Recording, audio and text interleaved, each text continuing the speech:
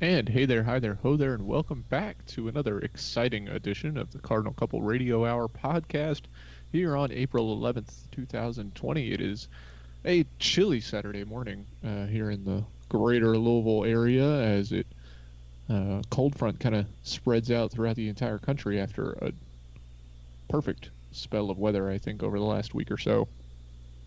But we are not traveling anywhere as we're all observing our nice social distancing and quarantining rules, trying to help combat the pandemic that continues to spread throughout the country and the world.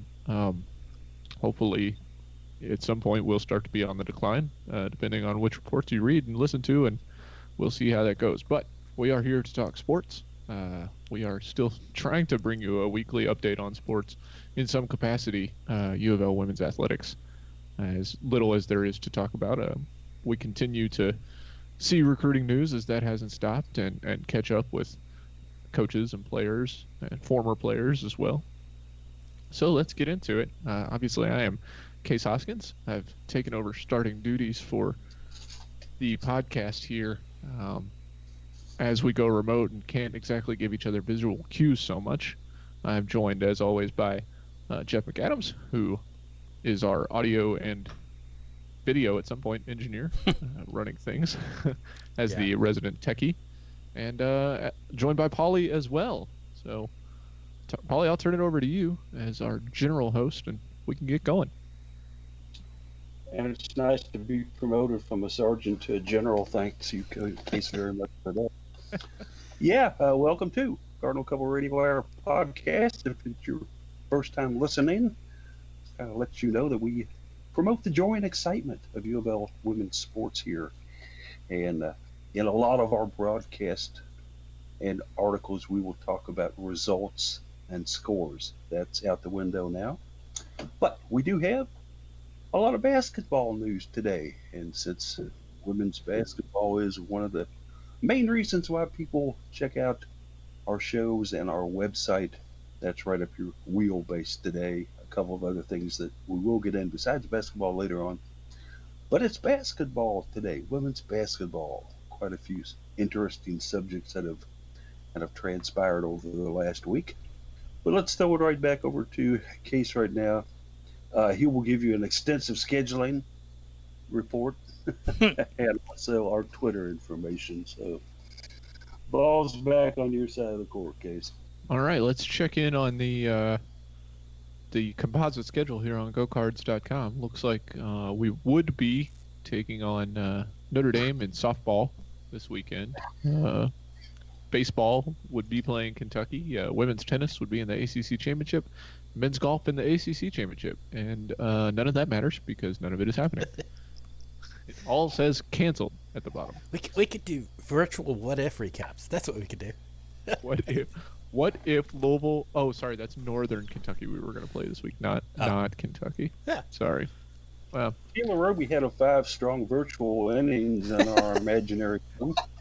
Went 2 for 3 from the plate, and Funky got her 5th triple of the season, guys. It was going to be a Saturday to Monday series against Notre Dame as well this week, which would have been an interesting one. That's and unusual, I believe that would have set up a Monday night softball game. Usually is what that means. Probably would have got that ACC ACC or maybe even a ESPN2 bid in case. Yeah, it could have been interesting then. Yeah, because most of the ACC series are Friday through Sunday. Right. So, yeah. Interesting. Well. The what ifs continue. Yeah. Lacrosse ACC championship actually would have started next week as well. Anyway, that's where we are. I believe that the basketball championships would have been this past weekend, or this current weekend. One of those two. I think it would have been past weekend. Yeah. Yeah, this past weekend, past Monday night would have been the championship game. As the Cards defeat Oregon for a second time. It was Dean Evans, 22 points, 3 3-pointers. Jazz Jones, the last 8 points for the game, as Ruthie Hebard and Sabrina Onescu both fouled out in the third quarter. The Cards win. Yeah. Louisville men's basketball did win one of those fake simulation titles. Mm-hmm. But I guess that's what's the word? A consolation for getting knocked out in the first round of the Yeah. Reddit college basketball NCAA 2K8 basketball simulation tournament. Oh well, what are we doing here? Anyway, We're all needing to our get outside and our get some socialization again, is what we're doing. yeah, we got to do something. I'm gonna go out and get Mexican takeout tonight. It's gonna be Yeah. great. You get a picture of Mark's from our restaurant here. So, Nice. um, I tweet as at best case scenario. I tweeted out my article just now, actually. So you can make sure to follow along as I tweet about hardly anything right now because there's no sports going on. But that's the way it goes. Paulie tweets is at Cardinal Couple. As always, check in with him for the daily article link as well as any of the interviews and sound bites that he has. He usually posts those there. And Jeff tweets is at Card Couple Radio, also on hiatus without any sports going on, and as at Jeff McAdams for general Twitterificness. So that's all I got. You know, Paul, I really put it all into that fake scheduling thing. So Certainly did.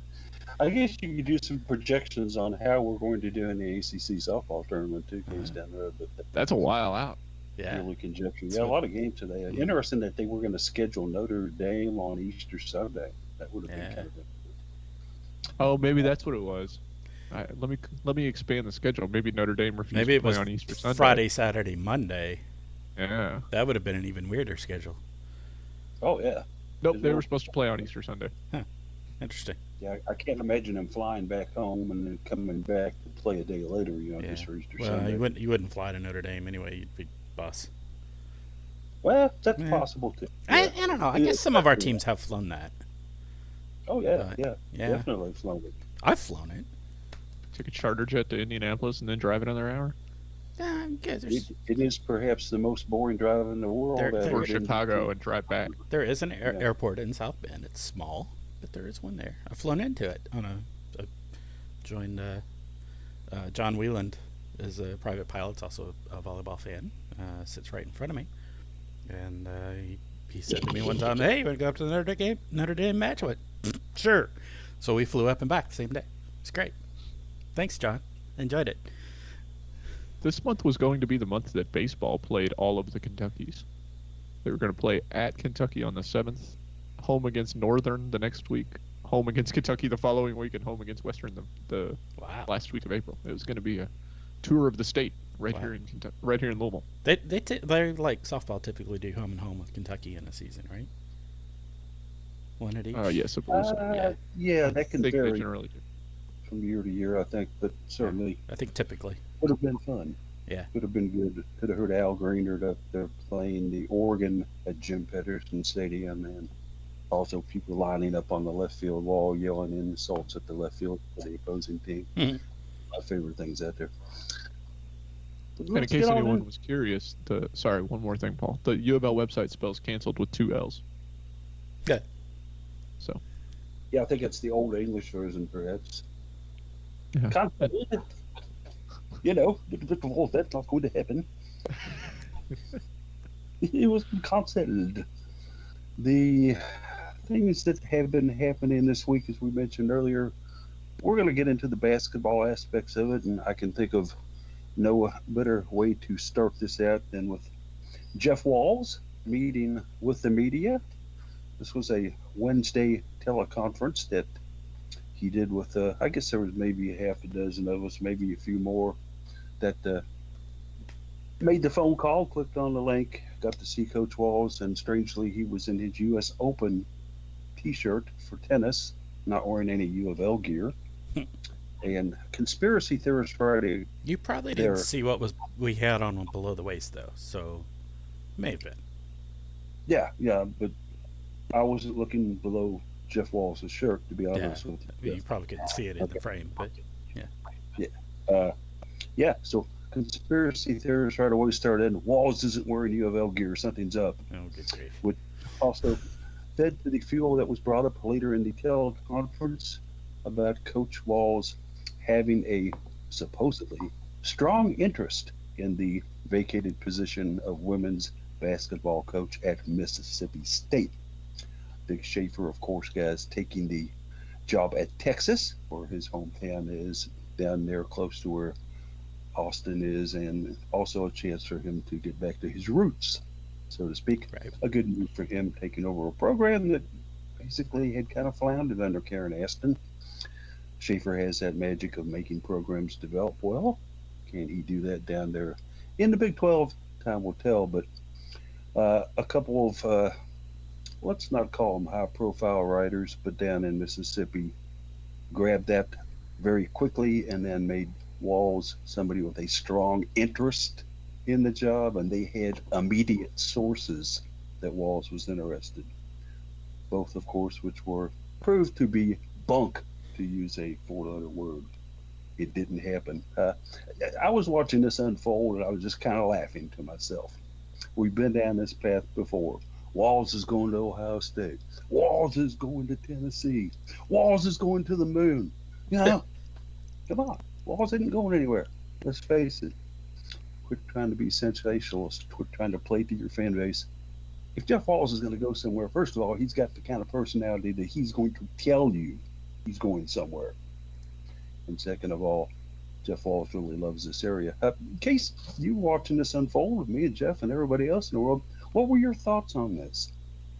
I think when you have a coach or some other administrator, whether it be an athletic director or something, that is a high commodity, and all of a sudden there's a vacuum at a place, a lot of people are going to try and make it seem as though your coach is the perfect fit for them, right? Whether there's any basis of fact in that, they're kind of trying to wish it into existence, speak it into the universe, as it were. And we've seen that now with Tennessee job, like you mentioned, now with Mississippi State. It's just wishful thinking, I think. Obviously, they'd love to have Coach Walls. Anybody would love to have him. We love to have him. That's why we don't want to lose him. But like you mentioned, he's not going to just float that through back channels and all of a sudden be interested in something. If we find out that Jeff Walls is really interested in something from Jeff Walls, he's gone.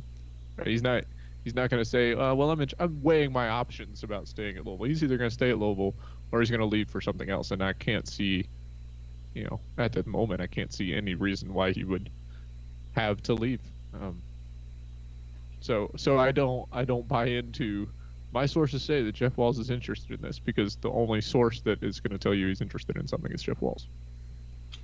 And especially to add more credence to what you're saying, he's got Haley Van Lith coming in.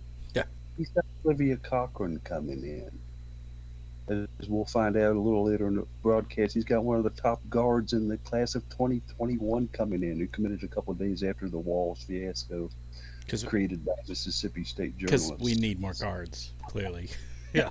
But anyway, go on.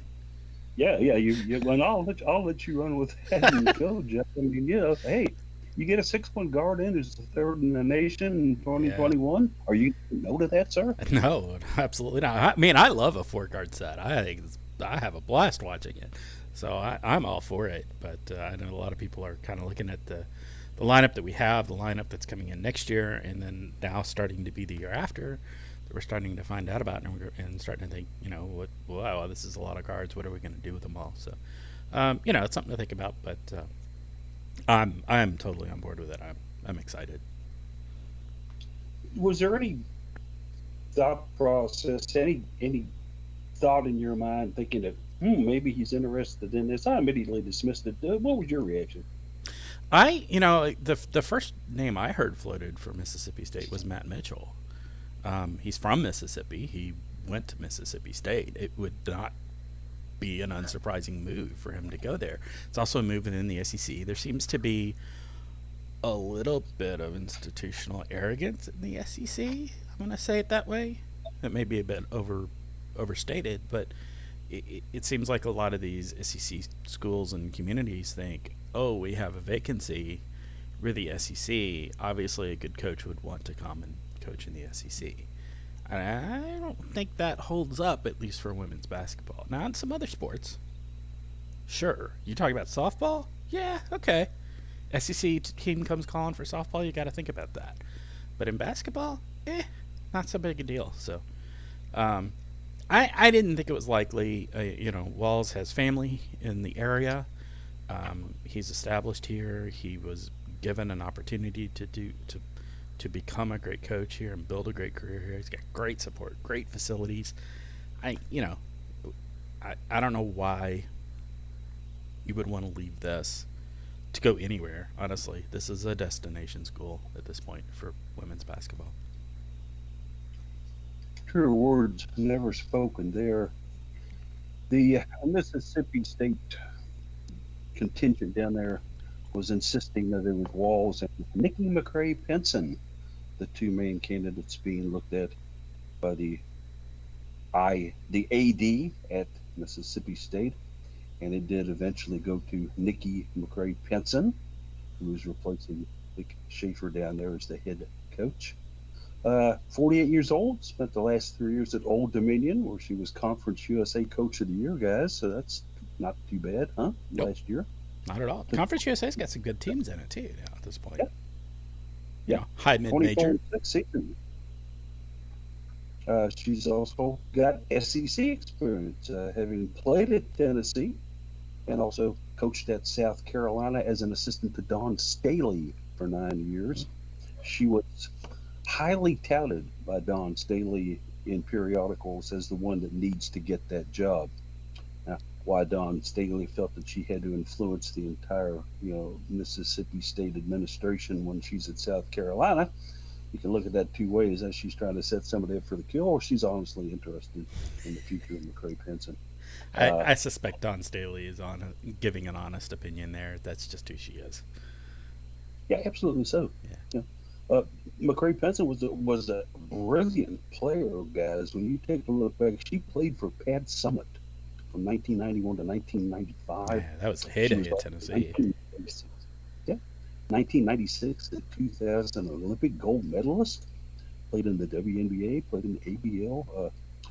It just the resume's there, and she certainly paid the dues, I think, by starting at ODU after being an assistant at other places to get that shot. And she actually first started her coaching ranks at Western Kentucky, believe it or not. So how about that for local interest there? I'll throw over at you first, Jeff. Good hire by Mississippi State? I don't know a huge amount about her, just kind of what you've recounted there, but I know ODU has a tradition of being good in women's basketball, at least back in the day, not so much recently. It sounds like her background is solid. It sounds like a pretty good hire. This could very well be another. She's been in a head coaching role, but a little bit like Walls in that, okay, this is a big step up and a big opportunity to step forward and become a marquee coach in the league. I wish her well, obviously, as I do all coaches, of course. But nearly all coaches, maybe not all. But it sounds like she's got a pretty good background and an opportunity to really step out and do something great. I compared, interestingly, with Vic Schaefer going from Mississippi State to Texas. I look in the history of Texas, though, and I see some big name coaches that were there that didn't do well with it, right? Previous coach, I forgot, drawn a blank on a name, that just left. And then before that, Karen Aston, very right. good coach. For some reason, I cannot keep her name in my head for some reason. I don't know. But then before that, Gail Gestincourse, right? She was a very highly touted coach in there, right? Top name, top marquee coach in the league, and went there and kind of flamed out, right?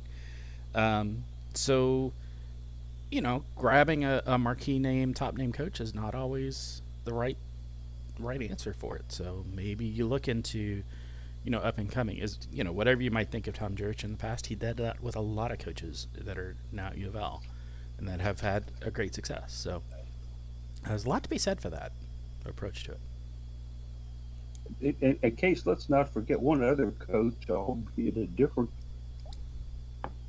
with high expectations, and all of a sudden found out that I got a 500 team under my belt now, and Charlie Strong, remember that?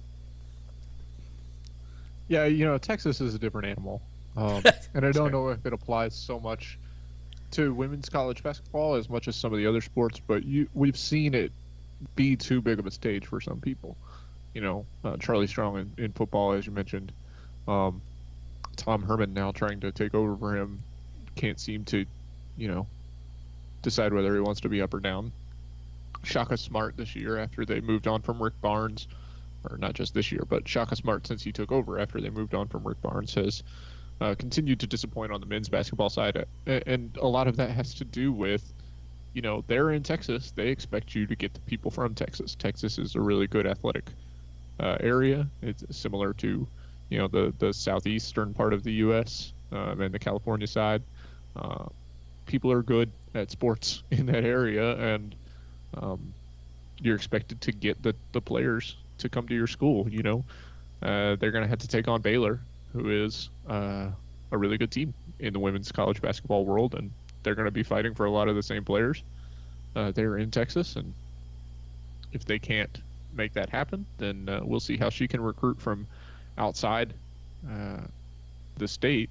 She took over in she took over a 17-14 team at Old Dominion, went 8-23 in her first season, but then won 20 games in both of the last two seasons.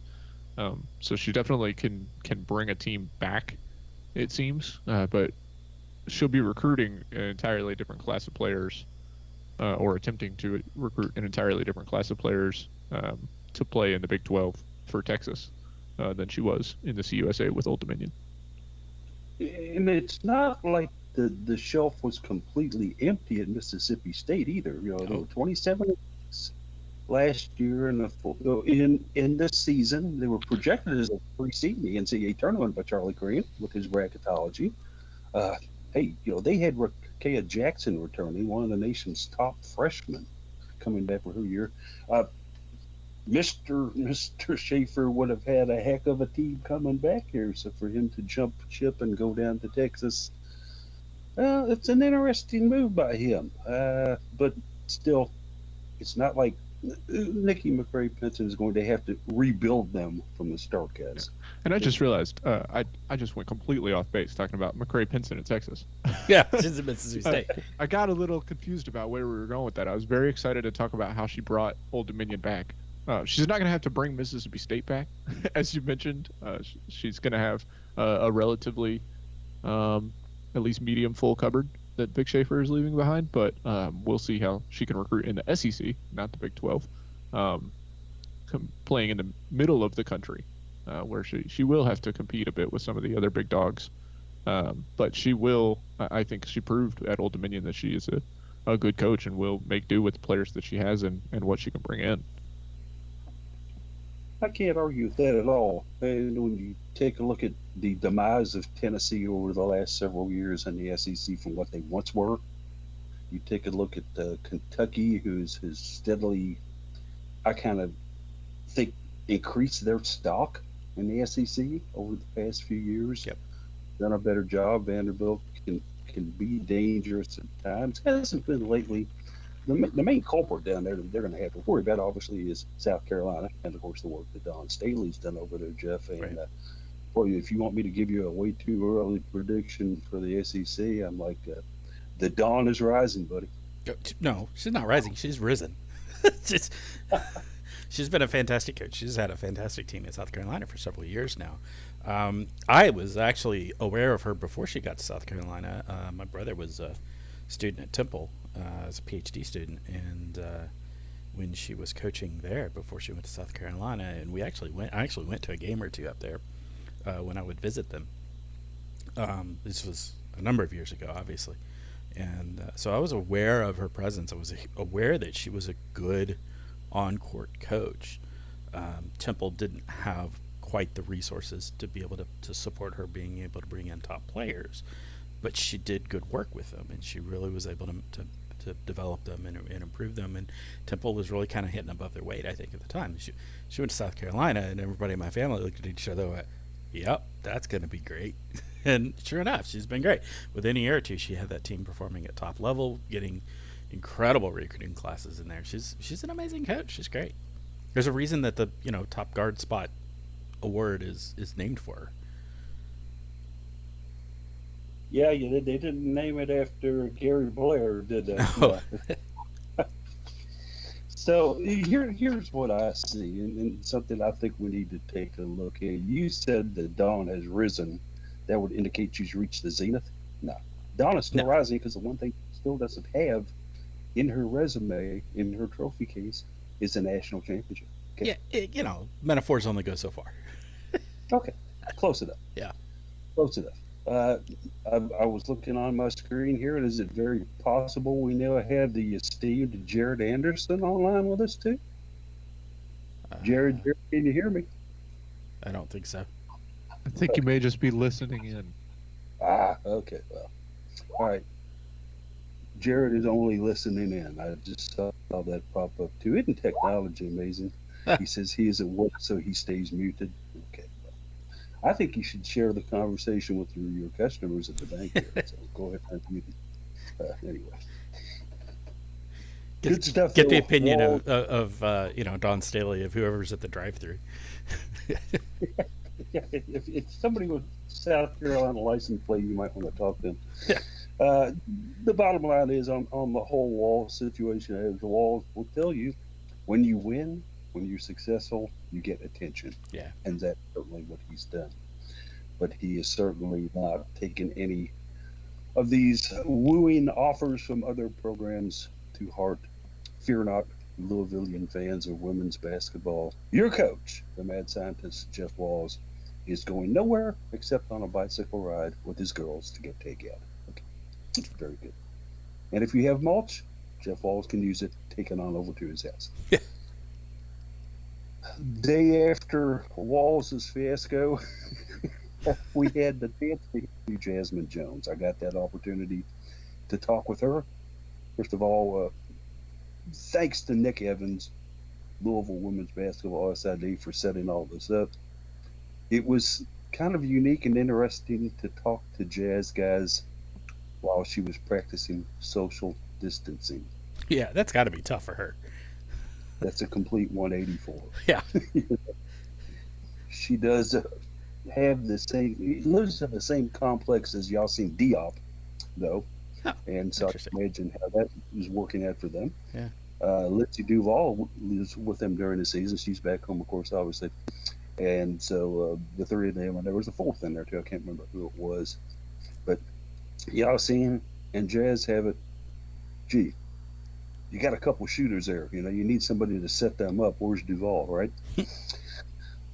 Jasmine Jones, in a setting that is far from social distancing, got pretty deep and got pretty in depth about her time at Louisville. I don't know if you guys got a chance to fully listen. I have not, unfortunately. I've been so busy with work this week that I didn't get a chance to pull it up.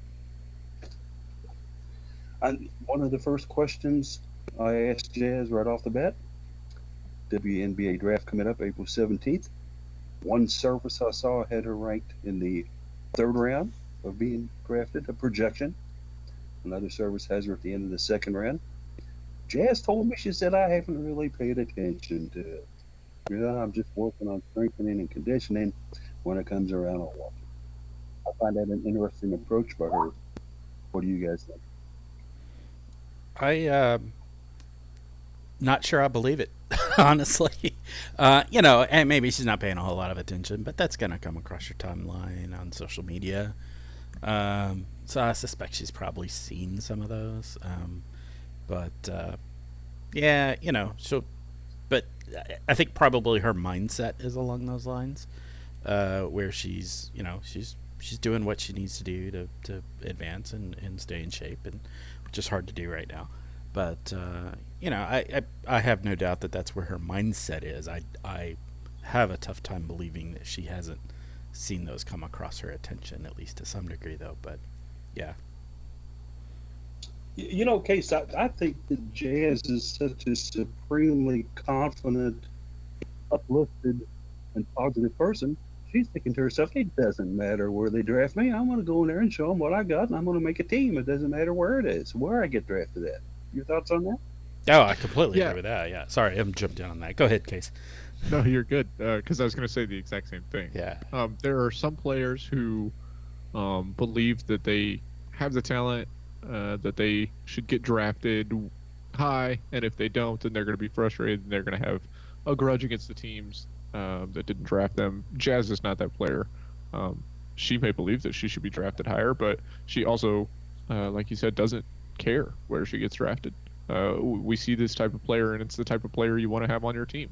She is motivated by the love of the sport. She's going to make a team. She's going to do her best. She's going to put forth every effort at every moment because she loves the game of basketball. She wants to play it.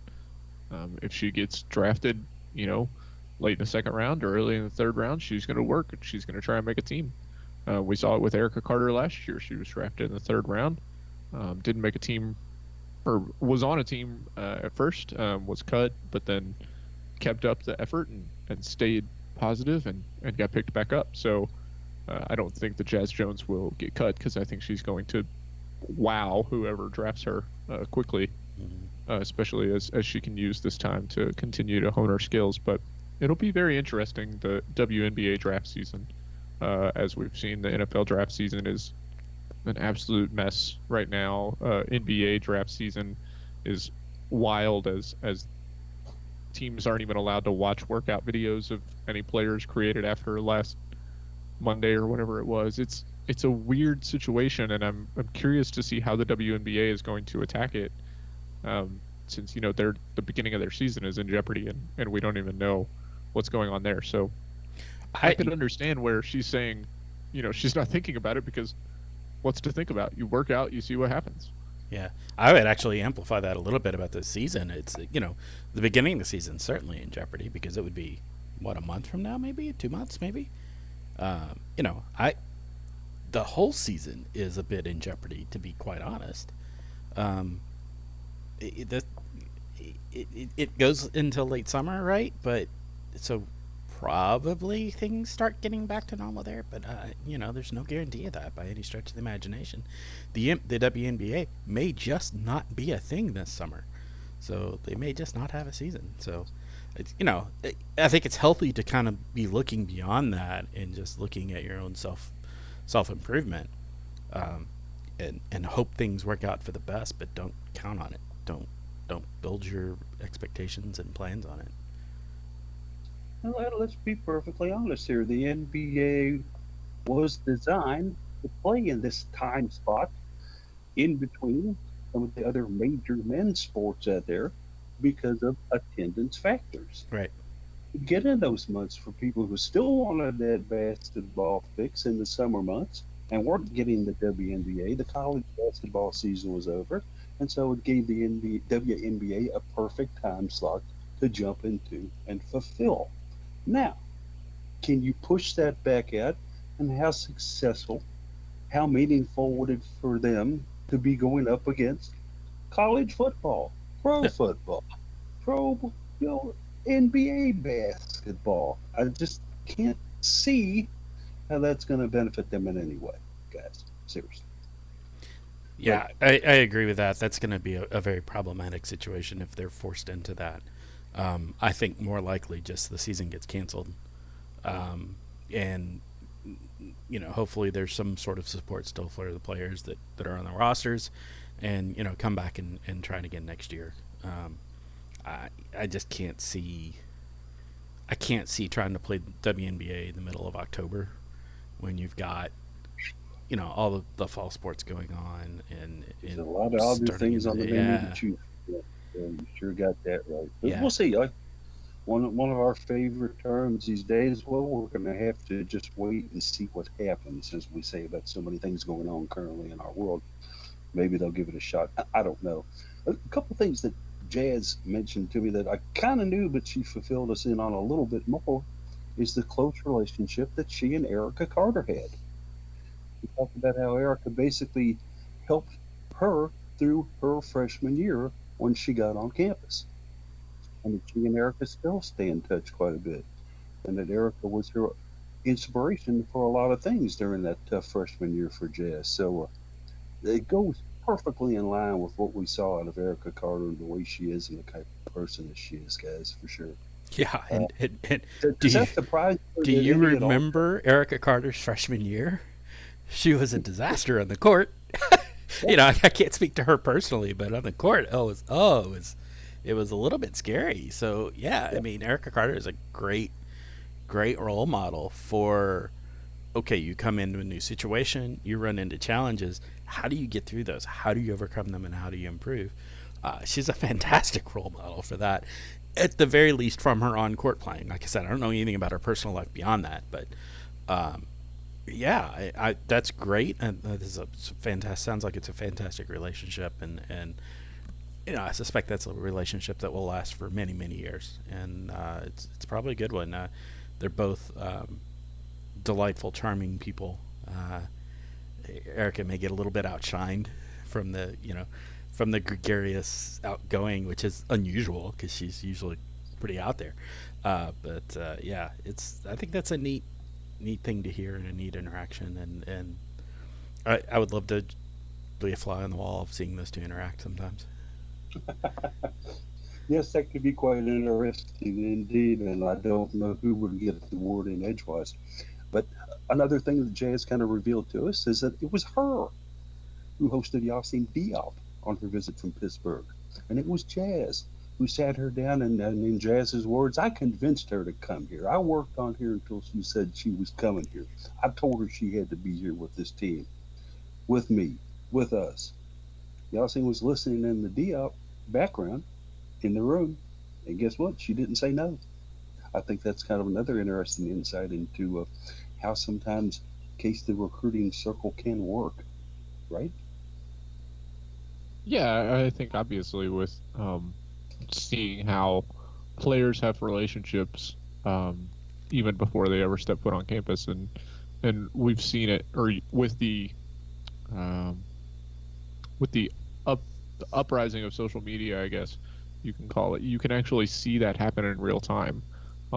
Players take official visits, and then players that are already committed are chatting them up in their messages and their mentions, trying to talk up the school that they've selected to go to, and trying to encourage other players to join them and stay at or come to that school. I mentioned in the article today how excited Haley Van Lith was for Peyton Verhulst to commit.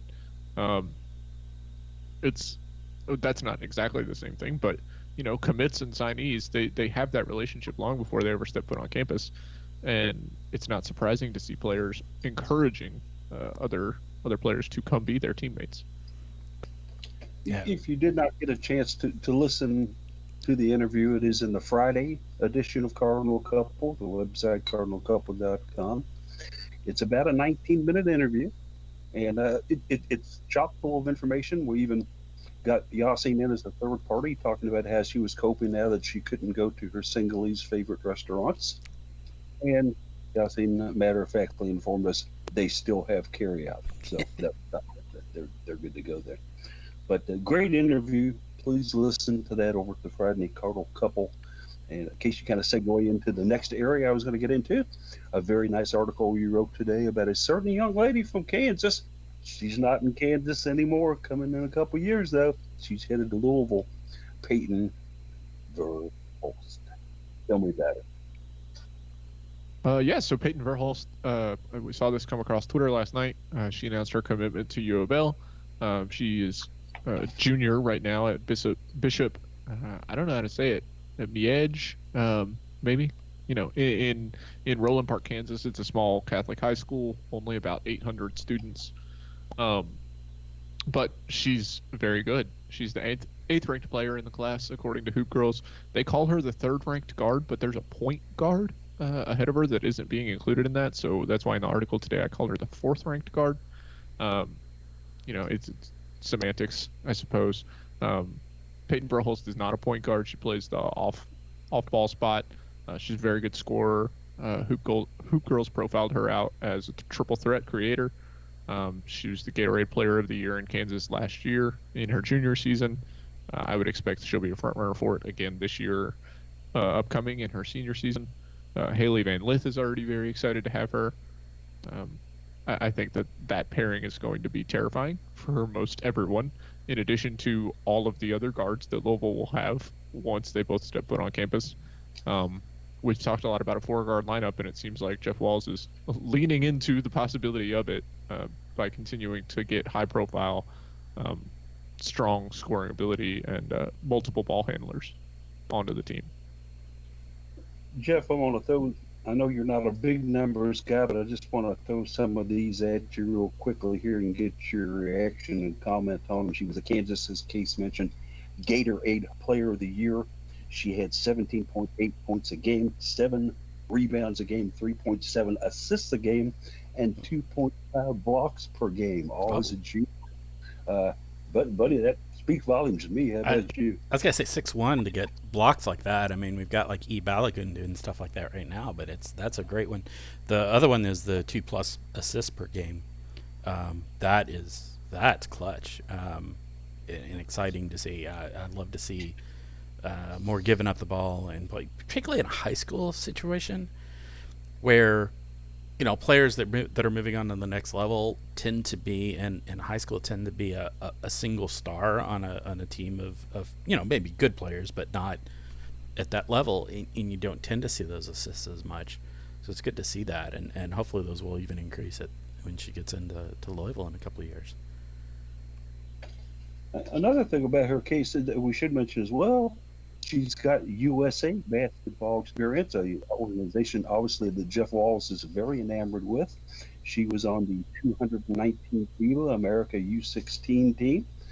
She won gold with them on the championship. And with this group of under 16 players, she averaged 14.5 points a game in the tournament. So certainly the breedings there suggesting that she's going to be just a fine Cardinal to end up hitting the campus. Would you agree? Yeah, I was actually when I saw that she was on that Team USA U16 team, I had to double check and confirm which one Coach Walls coached to make sure um, whether or not he had actually coached her, because we've talked about the impact that being a coach of an under college age team can have on college recruiting. Obviously, it's fantastic.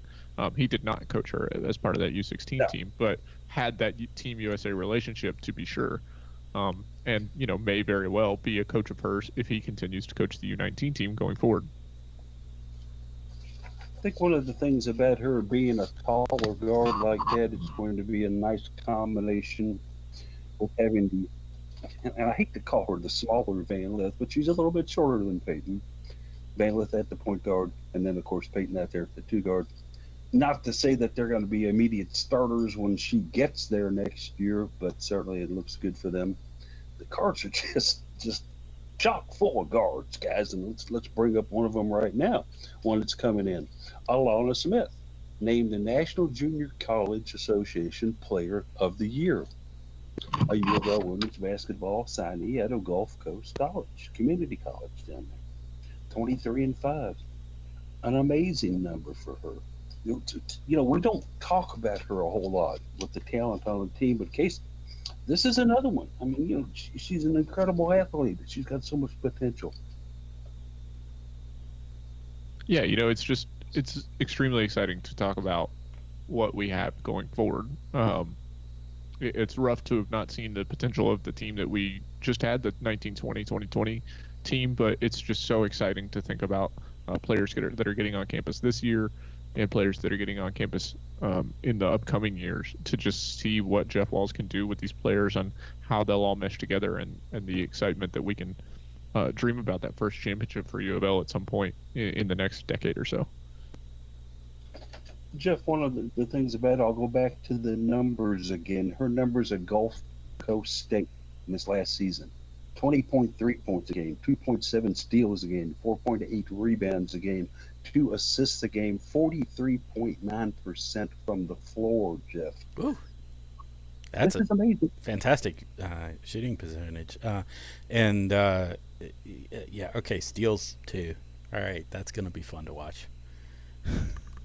That steals number. Definitely. Oh yeah, I can get behind that. Absolutely. And certainly, the more you take a look at some of these players, in talking a little bit with Jazz, just to go back to, she was going like some of the ones you didn't see this year, they're redshirted. Kiana Smith, for one. Mhm. He said she's going to come in and make a big impact the minute she gets on the court. Uh, this it's way too early, I think, to do any type of projection on who's going to see the majority of the playing time. Obviously, next year for the University of Louisville women's basketball team, but when you talk about offensive threats like the ones we've just been talking about, and add them to the mix with Dana Evans, and guys, my head's about to explode here. Honestly, case it is. Yeah, I just it's hard to talk about. Just how much excitement and how many fun players we're going to have to watch and go forward. Jeff, one of the things that you, Case, and I have all kind of touched on is the distinct possibility of that four guard offense.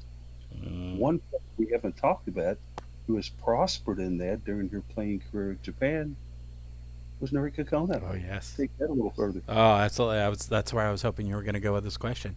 Yeah, we didn't get to see a whole lot of her this year. I think she's getting a red shirt.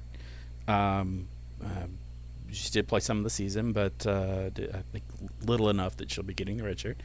And yeah, they really play that system a lot, which she came up through, the programs that she came up through, and is man, she showed her potential. I think in the glimpses that we saw of her, some outside shooting, some great moves, just uh, quietly making things happen. A real vision for the court. She needs to figure out a little bit how quick the college game is. She had a little trouble with that, where she'd make some passes that she probably was used to being able to make at the high school level that didn't work in college because the players are quicker and are able to respond quicker. But I think as she figures that out, her vision for the court, her ability to dish and shoot, and it's kind of that triple threat going on again. She's going to be exciting to watch. I've been since I first learned of her presence and watched a little bit of her videos. She was one that was like, okay, yeah, she's one I'm gonna enjoy watching. And you get her and Dana and Haley Van Lith out there, and yeah, it's and yeah, so yeah. Can it be November yet?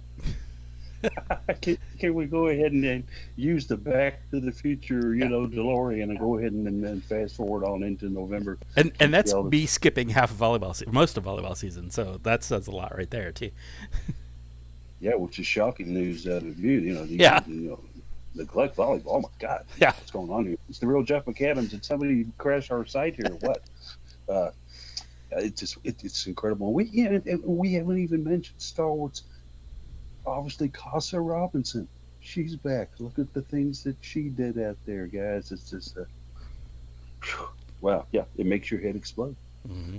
I'm definitely convinced that this could be a very, very big year for Louisville women's basketball. Alana Smith is going to come in here. Kiana Smith.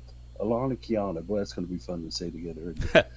The sisters, they're going to play some great basketball in here. And then, of course, you've got Sagan Robbins, who got injured and didn't get a chance to fully succeed in her sophomore year. She was someone who came in there and did good in the time she played early in the season, and had to go out with the injury and such.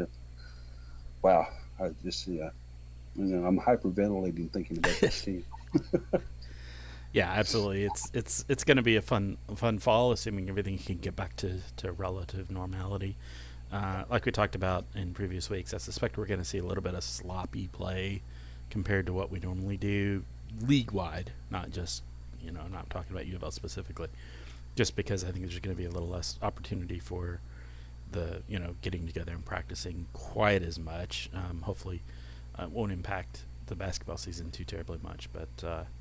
Yeah, I think it's gonna be a fun couple of years for UofL women's basketball are coming just based on the personnel that we're looking at. And like I said at the top of the show, I love a four guard lineup. I think it's a whole heck of a lot of fun to watch, as much because of the defensive possibilities you get out of that as the offensive.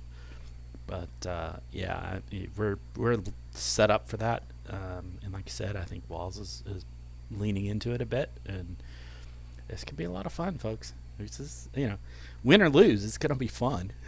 So hopefully win.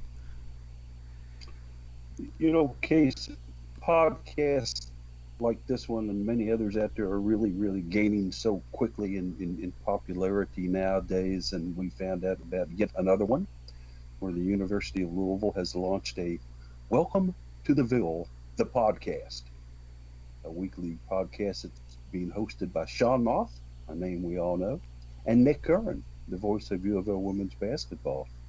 We got news on this the other day. There's going to be a weekly broadcast podcast featuring interviews, analysis, appearances by current and former student athletes, coaches, and more. What a great idea this was. Is some of your thoughts on this? Yeah, I actually hadn't heard about it until this morning, but I'll probably have to check it out just because they're going to have access that I think a lot of people wish they had. Right? We see the catching up with the players that all of the teams seem to post, but I think this new podcast is going to have kind of top priority on some of those conversations, and we'll get some interviews. Obviously, they'll maybe not be as candid as some other interviews with external sources could be, because it is a university production, but the university does put on a lot of good stuff. We've seen plenty of videos, a lot of good interviews, and I think it's going to be a good way to keep up with U of L news, and I'm hoping to see that they will expand and cover a wide variety of sports. I think including Nick Curran is a good indicator that they will obviously cover women's basketball, but hopefully will expand and keep an eye on all of the women's athletics as well. And I know Nick is really good about covering, following other sports too, like women's softball, for example. Of course, he likes watching Louisville baseball because he is with the bats, and obviously there's some parallels there. Here's something just in the setup and the details on this. Guys, can you believe that Sean Moth has been on campus 21 years now? No, I saw that and I was like, no way. I mean, he's graced our presence is the only way to say that. I saw this. I was really excited about it as well. The podcast. Nick Curran does a fantastic job hosting and moving conversations along. He does a great job, and total props to him. But I think I would listen to Sean Moth read a phone book. And one of my gripes about baseball is that if you're watching it on TV, it sometimes does feel like they're reading phone books. Just because the sport is so slow, in my opinion. It's one of the reasons I'm not a big fan of it. And yet like softball, because softball's so much quicker of a sport. But every time I tune into UofL baseball, which I do on occasion, it's a delightful subversion of expectations that Sean does such a great job keeping that interesting and keeping it moving and bringing in different facts and interesting vignettes from elsewhere to keep it going. And he's doing it solo on there for the most part. Yeah. We've seen how much harder it is even to do our show with, for example, only two of us versus having three or even four. I can't imagine trying to call a baseball game for 4 hours, almost 4 hours or more in some cases, solo. I mean, yes, there's some action going on that you can refer to and takes up some of the top, but not that much. He's amazing. So many props for Sean Moth. So, yay! I'm excited for this. Out of towners ever happen to drive to Louisville and happen to get lost without your GPS or other things working properly for them, it would be your extreme luck to roll down the window and ask Sean Moth for directions on how to get there. Yeah. Could result in a 30-minute conversation filled with the highlights and everything of getting from point A to point B. And you would be riveted to it too. It was you would have traffic honking at you behind you to move, while Sean's going, then you're going to drive by scenic roads. Blah, blah, blah, blah. Yeah, he's just a fantastic guy and certainly very humble man too as well. Giving all the credit that goes on, not with his broadcast, but to the actual players and the coaches and the staff that are producing the results that he's fortunate enough to cover as. Mm-hmm. Something that humility is very, very great in him. He is not an egotist at all. Other things happening, fellas. I know that there was some conversation, Jeff, you had earlier, I think, looking a little bit at what was going on with a certain Meche. Give us a little bit more about that. Yeah, Field Hockey did a catching up with Mercedes Pasteur, Meche, as we call her, as the team calls her a lot. She is back in Argentina, and was able to get back home without any significant disruptions and difficulties.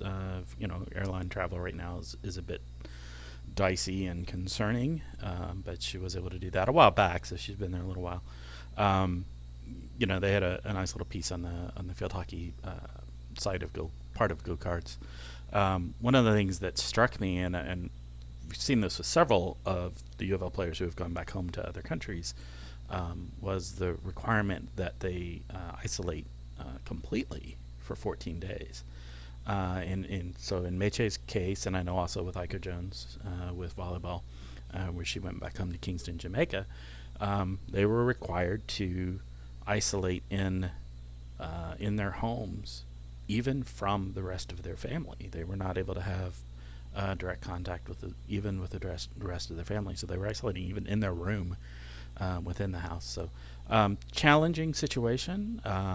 They're all coming through it great. I mean, they're 20-somethings. They're resilient and durable, and particularly I think with the likes of Meche and Aiko is that you've got really sharp folks that are able to make the best of whatever situation presented of them. They're also both in situations where they have the resources that they can do that all right and not be totally screwed over by the situation. So, wishing her well. She's down there. She's practicing skills, still staying in shape. Working out in her room with whatever she can make do. To stay in shape, and so that's what they're doing. It's just always interesting to see this glimpse of it of how these players are dealing with this in the somewhat unique situations and desires and I'm trying to come up with a word I want to use here, but motivations that they're trying to accomplish in these situations. So yeah, it's a neat write-up. You should check it out. She's an interesting person. Came to the UofL because we have an industrial engineering degree here. It's part of speed school, Yeah. which is interesting. I was like, well, okay, all right, cool. So she's an amazing. Check her out. Check out some of her videos, the videos of her on YouTube and stuff. Watch her stick work. It's amazing. So I think if you like the term Meche, the magician, it applies to her stick work on the field hockey field and surface, because she is just a magician with the ball and the things that she can stick and move and go with. Case, we would probably be getting into a little bit of women's soccer right about now, making some observations and predictions on the season that doesn't look like it's going to start in time, but we never know for sure. Taking a look at women's soccer, obviously, I think it all kind of starts and ends with Amina Epic, but some of the others that you foresee could be valuable in Karen Ferguson Day's season. Yeah, I think there are really three critical players for next season. Ekic is one of them. Gabby Cazellas, obviously, another as the stalwart in the goal, and then Sarah Hernandez, I think, is the third critical player. We know that there's going to be two new people on the back line in some capacity. We don't know how that's going to happen, and as the center defender, she'll be the captain of that defense, as it were. She's going to have to whip people into shape and make sure that Louisville can really work the ball out of the back, as Coach Karen Ferguson Days hopes to do generally, as well as play good defense and prevent Gabby Cazellas from being under siege all the time. So those are my three. Obviously, offense, we're going to have to try and figure out what's going on there, but those questions will get answered a bit more. And I think there are a lot more options on offense, but I think defense is going to be very critical. I would have to agree with you in the fact that, yes, you do have the objective of outscoring other teams to win games, but certainly almost equally as important, you have to be able to stop them from scoring on you, and that's where your defense obviously comes into play. Because Ellis is golden back there in between the pipes. She just needs a front line in front of her there in defender positions that will make her job a little easier, where she's not totally dependent on having to make every stop and making sure that any ball that gets by them is her responsibility. So certainly looking forward to that. Still trying to catch up with Karen Ferguson Days, guys. I haven't been able to make that connection yet, but it'll certainly be one I'll be chasing and try to get that to you. Yeah. Look forward to it. Yeah, yeah, I really do too, because I've always loved talking to her Yeah. each year as we go into the kind of preseason first look at the team in late summer, a little bit before their season starts. Always a great time to talk with her, and certainly hope that we can get that going.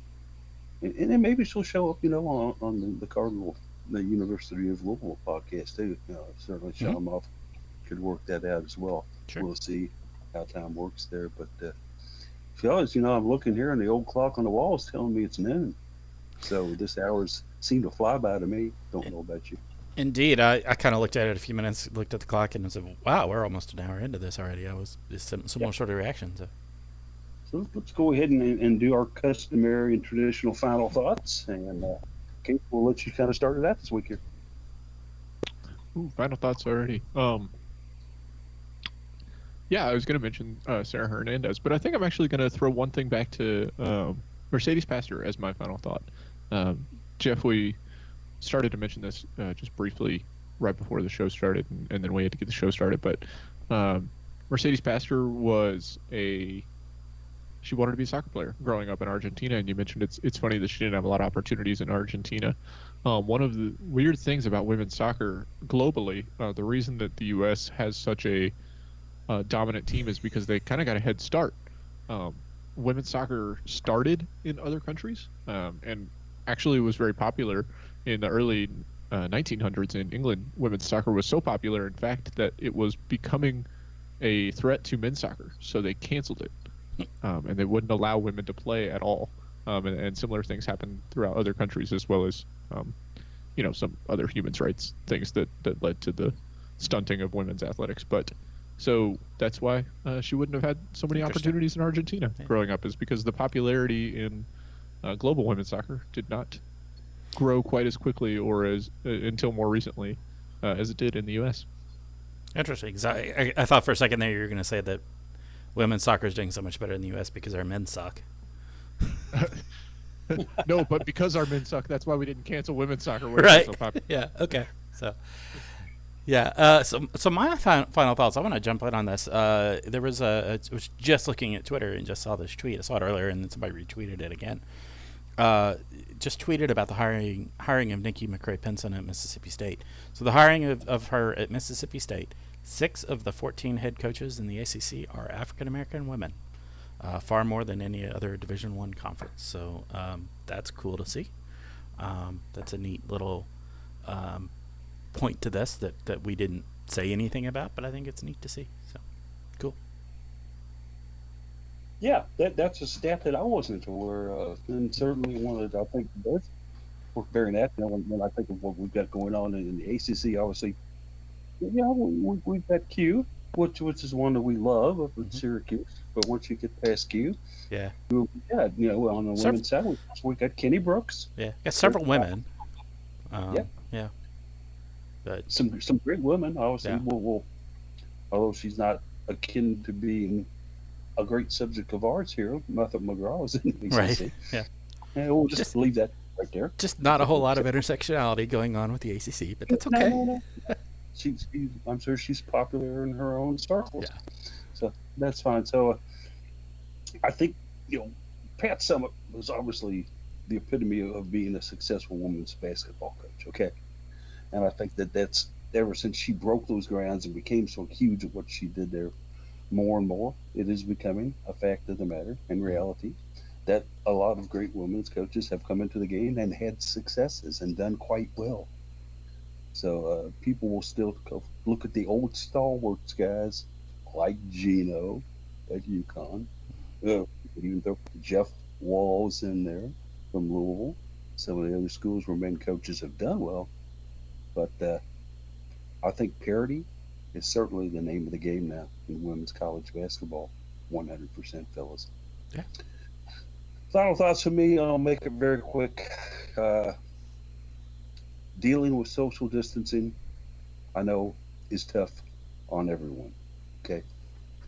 I realize that the urge, especially when the weather is great, to go out and meet with friends, to meet with family, to meet with relatives, to stop and have that conversation outside the grocery store or in the Walmart or wherever you're at with somebody for an extended period of time. to go to dinner parties and things like that. It's there, but I think about not only affecting yourself but affecting others. I happen to be a senior citizen, and I would like for you to social distance to kind of help me out because each day when I hear these deaths in the state of Kentucky, they're all right around my age group, guys. And I'm asking you, as younger listeners, keep yourself safe because by keeping yourself safe, hey, it helps keep me and my wife safe too. And I want to thank you for that. Okay. All right, guys. Jeff plays the closing music. Oh, no, we don't anymore. Yeah. Well, thank everybody for listening to the podcast today, certainly. And we'll be back with you next week unless you know something we don't. This is Polly signing out from the Big Ranch here in Fern Creek.